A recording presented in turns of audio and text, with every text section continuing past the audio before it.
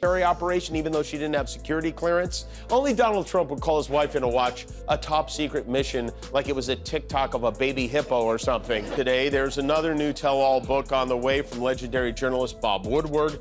Trump, as you may recall, hated Woodward's previous 3 Trump books. Woodward is a total sleazebag who has lost it mentally, and he's slow, lethargic, incompetent, and overall a boring person with no personality. There's some extra crispy McNuggets in this one, including a few gems from one of Trump's most loyal underlickers, Senator Lindsey Graham, who said going to Mar-a-Lago is a little bit like going to North Korea. You know that comedians are Trump's kryptonite. When Jim Carrey and Jimmy Kimmel teamed up against the former president, they didn't go after his politics. They went straight for his ego and marriage. Trump absolutely lost it afterward, throwing a Twitter tantrum that proved exactly what the comedians were saying about him, while other presidents could laugh at themselves. Our orange friend apparently can't take a joke without having a complete meltdown. It's hard to understand what's going on. I mean, I really, one minute you feel like, oh my gosh, this is going to be, now the landslide's going to start, and then there'll be some other weaselly little, sidestep they do, or you can make a bad decision about a candidate. It's not who you are. It doesn't mean you're dumb. It doesn't mean you're different. It doesn't mean, the trouble with what's happening right now is these, this administration is a rabid dog, and it's turning us upside down, and all, as far as I'm concerned, it's as obvious as the nose on your face. Before we move on, I'd like to ask you a small favor if you appreciate this content. Please take a second to like this video and subscribe to the channel. Over 98% of you watch the videos without subscribing. It costs you nothing, but it makes a huge difference to us. So did you click the subscribe button? Great, thank you so much. Now, back to the video. Remember when Jimmy Kimmel showed up in his goth Al Capone outfit to take down Trump?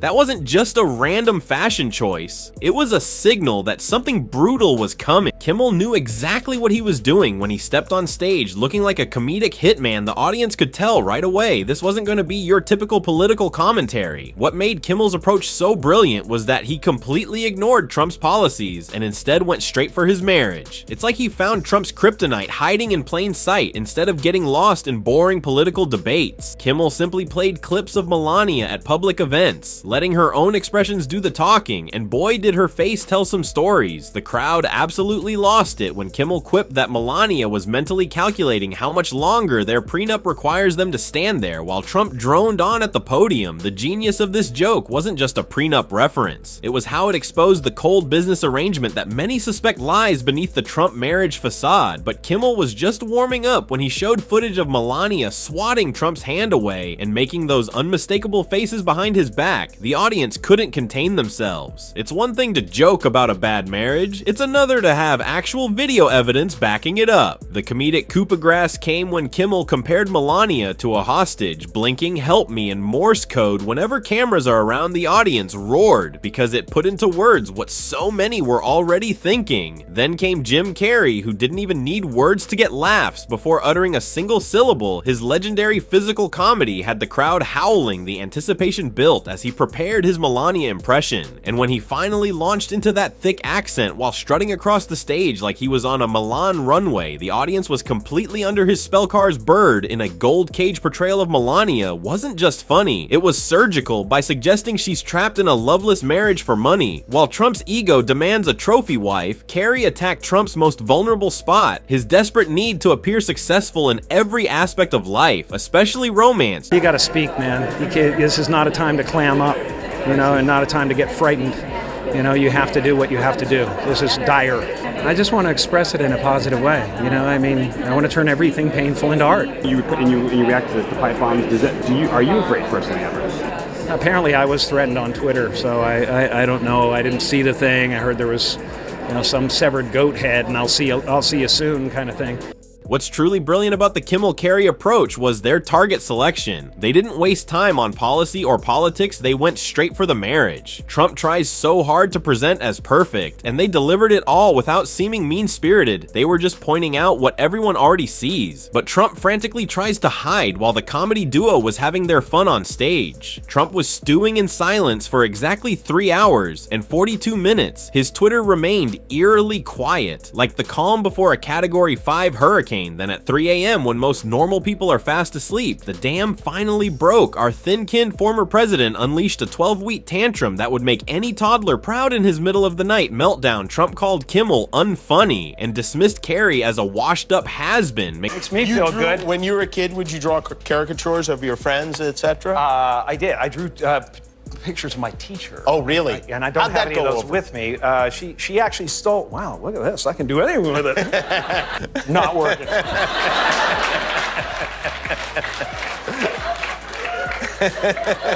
Oh, they got you coming and going, man. You know what I mean? That is remarkable, I have to say. Incredible transformation. It is an incredible transformation. Who was the teacher Watch you drew? this. Oh, yeah, all right.